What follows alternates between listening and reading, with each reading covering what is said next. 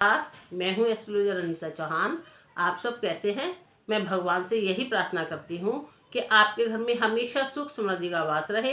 आपका और आपके परिवार के सभी सदस्यों का श्री प्रभु चरणों में हमेशा ध्यान रहे। इसी मंगल कामना के साथ आज का वीडियो शुरू करते हैं।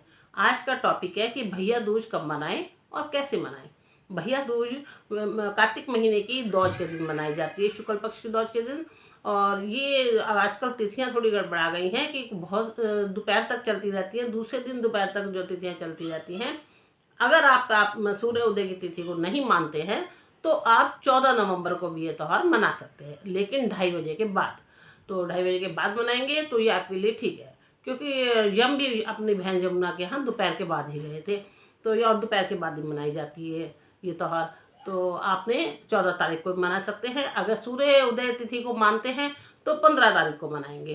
15 तारीख को आपने, ये भी दोपहर तक ही चलेगी तो आप दोपहर तक ही मना सकते हैं, लेकिन इसको आपने पूरा दिन बना सकते हैं 14 तारीख को। तो आपने ये बनाना है। और जैसे रक्षाबंधन में बहनें अपने भाइयों के घर जाती हैं, उसी तरीके से भैया दूज पर भाई अब बहनों के घर में आते हैं और उनसे आशीर्वाद लेके जाते हैं। और उनके जो है बहनों को उनके पसंद का खाना बनाना चाहिए और उन्हें आशीर्वाद देना चाहिए। और जो गोला देते हैं और उसको आपने भाई ने खुद ही खाना है, चाहे वो थोड़ा थोड़ा करके खाएं, लेकिन वो खुद ही खाना है, किसी दूसरे को नहीं देना है। और आपने बहन के पैर छू के उनसे आशीर्वाद लेना है। और क्योंकि इस दिन अगर भाई बहनों के घर में जाते हैं, उन्हें मृत्यु का भय नहीं रहता। इसीलिए क्योंकि यमुना ने जो है वो वचन ले लिया था अपने भाई यम से, जब वो यमुना के घर गया था कि दौज के दिन अगर जो भी भाई अपनी बहनों के घर में जाएंगे उनको मृत्यु का भय नहीं रहेगा। वैसे तो यमुना में पानी के अंदर खड़े होकर तिलक किया जाता है, और लेकिन आजकल जो है ये सिस्टम नहीं है। आसपास के लोग तो कर सकते हैं, जो दूर दूर के हैं, यमुना का नहर उनसे बहुत दूर है, तो उनके लिए ये नहीं हो सकता, पॉसिबल नहीं है। तो आपने क्या करना है, अपने पैरों को अपने यमुना के पानी से धो सकते हैं और आपने ये तिलक करवाना है। और बहनें अब उनकी पसंद का जो है उसमें खाना बनाएंगी और अब अपने भाई को आशीर्वाद देंगी, यश कीर्ति बढ़े, उनकी आयु बढ़े। तो आप ये काम करेंगे। और इस दिन जो है लहसुन प्याज वगैरह का प्रयोग बिल्कुल नहीं करना चाहिए, नॉनवेज का प्रयोग नहीं करना चाहिए। जो लोग नॉनवेज खाते हैं तो ये नहीं सोचा चाहिए कि आज मेरा भाई आ रहा है तो मैं उसके लिए नॉनवेज बनाऊँ, ये बनाऊँ, बढ़िया बढ़िया माल बनाऊँ।